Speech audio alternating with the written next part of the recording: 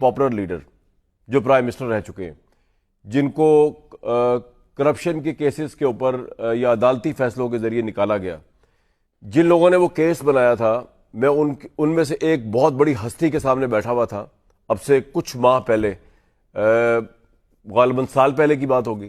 میں ان کے سامنے بیٹھا ہوا تھا اور انہوں نے ہی اس لیڈر کو نکالا تھا اور وہ پرائم منسٹر رہ چکا ہے، اور باقاعدہ کیسز بنا کر بڑے شد و مت کے ساتھ جو ہے وہ کرپشن کے کیس عدالتوں کے ذریعے نکالا تھا.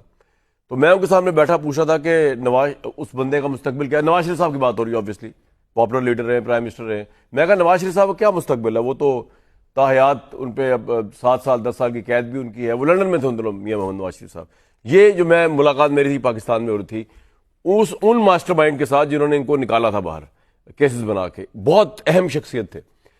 انہوں نے پہلے تو مجھے کہا کہ نواز شریف اس دنیا کے آدمی نہیں ہے، نواز شریف ایک عظیم ہستی ہیں، اور نواز شریف جو ہے وہ پرائم منسٹر شپ جو ہے وہ تو ان کے لیے بہت چھوٹی چیز رہ گئی ہے، وہ تو اس سے بہت آگے نکل گئے ہیں. ان کو صرف وہ پاکستان کا سوچتے ہیں، ان کے لیے نہ کرسی کی پرواہ ہے ان کو نہ پرائم. تو میں حیران رہ گیا کہ میں کہا جنہوں نے نواز شریف کے اوپر پورا یدھ کر کے نواز شریف صاحب کو نکالا، وہ آج یہ کہہ رہے ہیں کہ نواز شریف اس دنیا کے رہے نہیں، وہ تو لارجر دین لائف ہو چکے ہیں، وہ تو larger than this world universe this whole کائنات ہو چکے ہیں.